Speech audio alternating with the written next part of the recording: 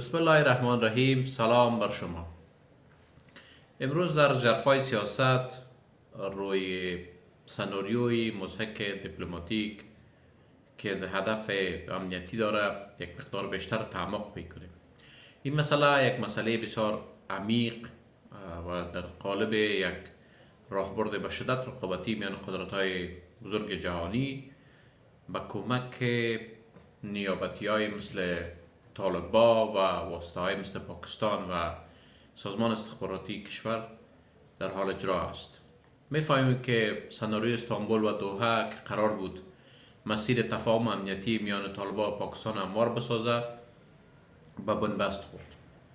پشت شکست ظاهرا دیپلماتیک در واقع مرحله تازه از بازی پیچیده و اطلاعاتی نهفته است، جایی که اسلام آباد با استفاده از ابزار سخت و نرم در صدد بازطراحی میدان نفوذ خود در میدان افغانستان است.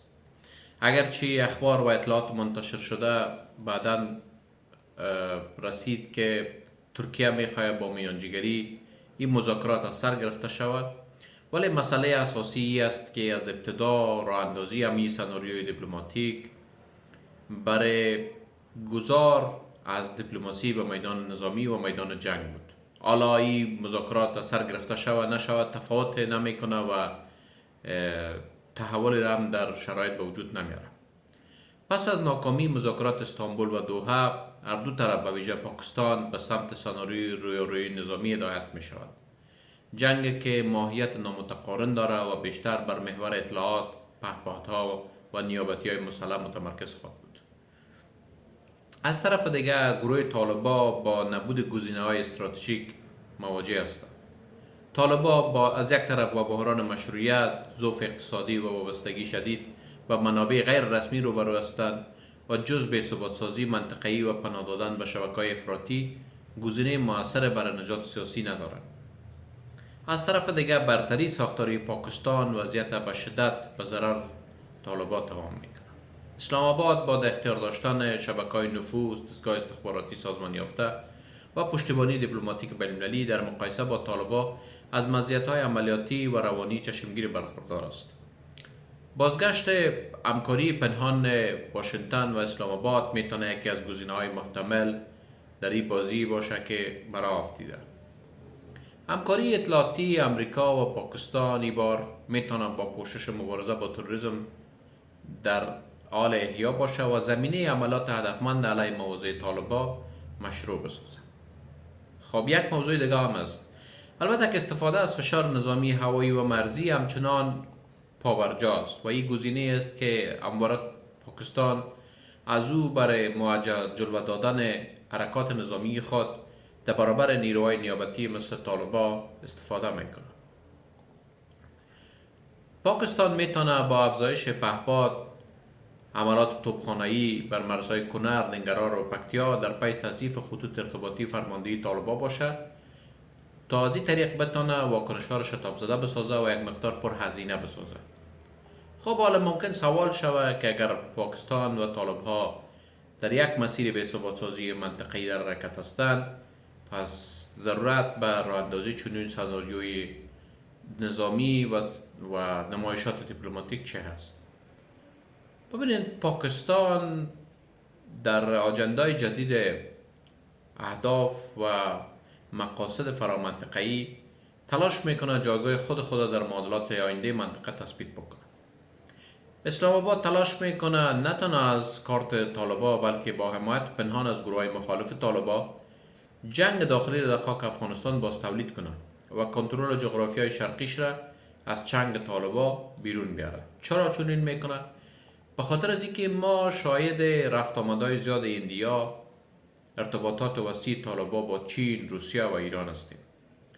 و به هر صورتش پاکستان همونطور که قبلا هم نموردش یادآور شده بودید در برنامه‌های گذشته، پاکستان در ذیل برنامه‌های فرامنطقه است، نه آجنده‌های امنیتی منطقه که کوشش میکنن در برابر آجندهای بی‌ثبات سازی موانع ایجاد بکنن و به یک نوعی او را توقف بدن. پاکستان گزینه‌های دیگه هم داره که میتونه به عنوان مهندسی جدید روند ناامنی در منطقه به شدت فعال شود و مؤثر به نفع منافع امنیتی پاکستان و فرامنطقه کار بکنه. یکی از اون نمونه ها تهدید مصنوعی و به شدت رسانه‌ای داعش است. پاکستان از ظرفیت گروه افراطی مانند داعش برای مشروعیت بخشی و عملیات‌های امنیتی خود و همزمان تصحیف چهره‌های طالبان در سطح جهانی بهره می‌گیرد. یعنی پاکستان با در اختیار داشتن چندین گزینه همزمان برتری خاص خود نسبت به طالب‌ها دارد. اگرچه بعد از سقوط جمهوریت و حاکمیت دوباره طالب‌ها، پاکستان و نظامیای پاکستان تصور میکردند که آرزوی دیرینه 40 سالهشان دوباره جامعه عمل پوشیده و تحقق یافته و میتونن ساده تر به واسطه گروه طالبا امو مفهوم عمق استراتژیک خود در خاک افغانستان پیاده بکنن و به دست بیارن. اما انکشافات بعدی وضعیت، مداخله غیر مترقبه منطقه، نفوذ نرم در درون طالبا، ایجاد کانال‌های تعامل امنیتی و استخباراتی و نگاه بسیار زیاد ترمیم کننده منطقه نسبت به وضعیت فعلی افغانستان که منطقه را با طالبان در یک وضعیت در ارتباط بسیار نزدیک قرار داد، برنامه را طور دیگه ثابت ساخت. یعنی پاکستان در این مرحله نتانست آنچه را که با طالبها برنامه کشیده بود و پلان کرده بود به دست بیاره. حالا مسئله اساسی است که طالبها تا کجای کار پیش میرن. آیا واقعا خب البته ایده میتونیم در یک سطح بسیار حاشیه‌ای بحث مطرح بکنیم، ولی یک تعداد زیاد از طالب‌ها هنوز هم در ذیل بازی‌های پاکستان قرار دارند. پاکستان با بهره‌گیری مخصوصا از شبکه یقانی هنوز هم ایجاد توازن در بازی را دارد به علت اونمو ابزارهایی که قبلا یاد کردیم. ولی یک تعداد زیاد از طالب‌ها اگر در ذیل آجندای پاکستان هستند، یک تعداد هم در پای استقلال خودی هستند تا مستقیم بتوانند با قدرت‌ها در جهت برنامه‌های استعماریشان وارد یک معامله مستقیم شوند، تعامل مستقیم ایجاد بکنند، مستقیم امتیاز بگیرند و مستقیم در ارتباط باشند و برنامه را تطبیق بکنند که به مذاق پاکستانی‌ها و مخصوصا نظامی‌هایشان خوش نمی‌خورد. پاکستان می‌خواهد همیشه طالب‌های را در کنترل داشته باشه در افغانستان، در حاکمیت باشند که تحت کنترل و هدایت مستقیم پاکستان باشه و دنیا برای تعامل و ارتباط با موضوع افغانستان و موضوع طالبا جز ارتباط با پاکستان راه دیگه نداشته باشه. از طرف دیگه پاکستان میتونه فشارهای دیپلماتیک و اقتصادی چند لایه را بالای طالبا تحمیل بکنه تا یا این گروه را تطمیع بکنه که دوباره برگردن به مسیر که توسط دستگاه امنیتی و دیپلماتیک پاکستان هدایت میشه و یا ای که تحت فشار قرار بگیرن و وضعیت تغییر دیگر دو نیابه. مثلا پاکستان از طریق دستگاه دیپلماسی و رسانه‌ای تلاش میکنه تا در پی شکل‌دهی یک اجماع بین‌المللی علیه طالبان عملاً برنامه‌های امریکا و فرامنطقه را در میدان افغانستان اجرایی بسازه.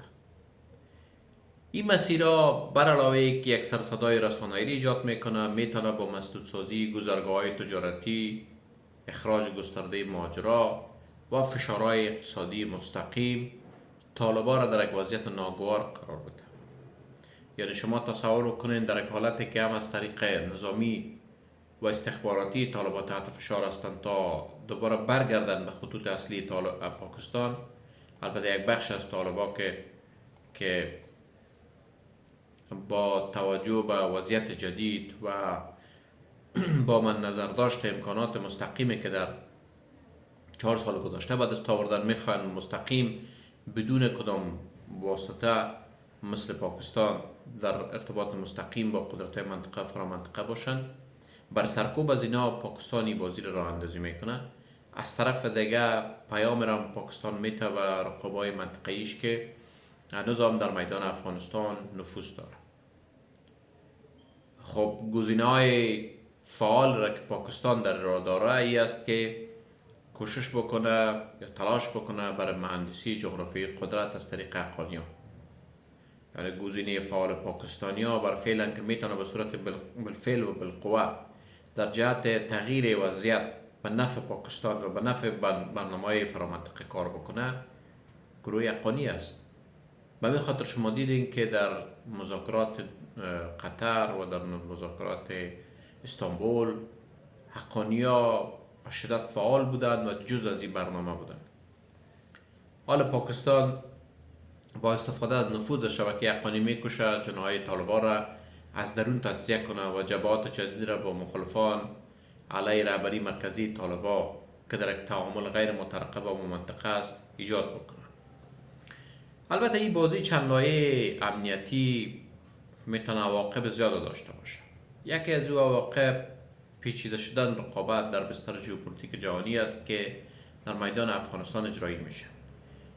این تنش‌های دو جانبه میان منطقه و فرامنطقه فراتر از منازع افغانستان و پاکستان است و میتونه به عرصه رقابت‌های کلان میان امریکا، چین، روسیه و ایران کشیده شود. جایی که هر حرکت تکتیکی پیامد استراتژیک بر نظم امنیتی منطقه داره. در کل میتونیم بگوییم که در نتیجه آنچه که امروز میان طالبان و پاکستان در جریان است صرفاً یک نزاع مرزی یا استخباراتی نیست، بلکه مرحله ای از بازآرایی قدرت در جغرافیای جنوب و مرکز آسیا است. اگر این بحران مدیریت نشه میتونه به سرعت به جنگ نیابتی جدید بدل شود که کنترلش از دست همه بازیگران خارج میشه. چرا؟ چون هم پاکستان با اجندهای فرامنطقه هم منطقه با اجندهایی که در درون داره و در نفوذی که بین طالبان دارن به هیچ صورت اجازه نمیتن نفوذشان بر طالبان از دست بره. ولی تراش برای بازیابی نفوذ در درون طالبان برای هدایت مراحل بعدی بازی خودش ماهیت اصلی رقابت، جنگ، نزاع و تمام تلاش‌های ترکیبی را که عبارت از اقتصاد، سیاست، جنگ روانی، مسیر دیپلماسی، مسیر جنگ، استفاده از نیروهای نیابتی است، تمامش معجنشان میده. پاکستانیا اگرچه مذاکرات دوباره استانبول فعال شد باز هم آجندای ناامنی، بی‌ثبات‌سازی و جنگ در دستور کار است. طالب دو راه داره، یا است که اطاعت بکنه از مسیر فعلی بیرون شود پس دوباره به مدار قبلی به اساس برنامه که آورده بود بازگرده، یا است که در یک محاسبه خام در بستر و فضایی که هنوز اعتماد دقیق و عمیق و قابل اتکا نسبت به دیدگاه منطقه در رابطه با طالبان شکل نگرفته در این مسیر بره. البته این میتونه مشابه به قمار باشه که وضعیت به شدت بحرانی بسازه، غیر قابل اعتماد بسازه و مسیر آینده طالبان را در حاله از شک و ابهام قرار بده. طالبان میدانند که با شرایط موجود یا ایست که خود با آجندهای منطقه مطابقت بتن و در برابر فرامنطقه قرار بگیرن، یا ایست که در برابر منطقه قرار بگیرن و فرامنطقه را در جهت تکمیل شدن آجندهایشان همکاری بکنن. در هر دو حالت و در دو صورت مضیقه و مخمسه‌ای که طالبان در او قرار دارند به شدت وضعیت بغرنج و بحرانی میگرداند. پیام دیگه‌ای که وجود داره است که با اندکترین تحرک طالبان نسبت به مانورهای نظامی، سیاسی، دیپلماتیک و استخباراتی پاکستان که به نیابت از فرامنطقه انجام میده، گروه‌های افراطی دیگه میتونن به شدت به عنوان گزینه‌های فعال مطرح بحث باشن. البته مطرح سازی گروه‌ها به عنوان گزینه‌های فعال در جهت ایجاد توازن و یا برهمزنی توازن میتونه مطرح باشه و این به شدت میتونه وضعیت در افغانستان، مخصوصا در افغانستان تحت کنترل طالبان با موجودیت چنین رژیمی که فاقد یک مشروعیت داخلی و بین المللی است در تقابل با قاطبه مردم قرار داره و سناریوهای به شدت عجیب و غریب و سرکوب کننده را در داخل جغرافیای افغانستان تطبیق میکنه دردسرساز باشه. ممکن بر طالب ماندن در قدرت مهم باشد تا اینکه بره به سمت یک گزینه فعال، هوشمند و دیپلماتیک که بر مهار بحران کمک میکنه. بنابراین چیزی گفته میتونیم است که وضعیت در منطقه به شدت ملتهب است. سناریو که راه اندازی شده یک بخش زیاد از طالبان جز از این سناریو هستند، یک مقدار گردنکشا هدف سرزنش و تنبیه برنامه هستند. منطقه مخصوصا هند، چین، ایران و روسیه موضوع را به شدت رصد اطلاعاتی میکنند، ارتباطات دارند. به بخش از طالبای ناراضی که یک فیصدی کمی از طالبان را شکل میده، به اینا وعده و وعیدهای کمک های احمد جانور کردن کی نمیتونه به نجات طالبان کمک بکنه. ولی طالبان میتونن در یک مخمسه بسیار جدی رقابت میان قدرت های منطقه فرا منطقه قرار بده. تا دیدار بعد شما را به خداوند کریم و مهربان میسپاریم. وقتتان بخیر.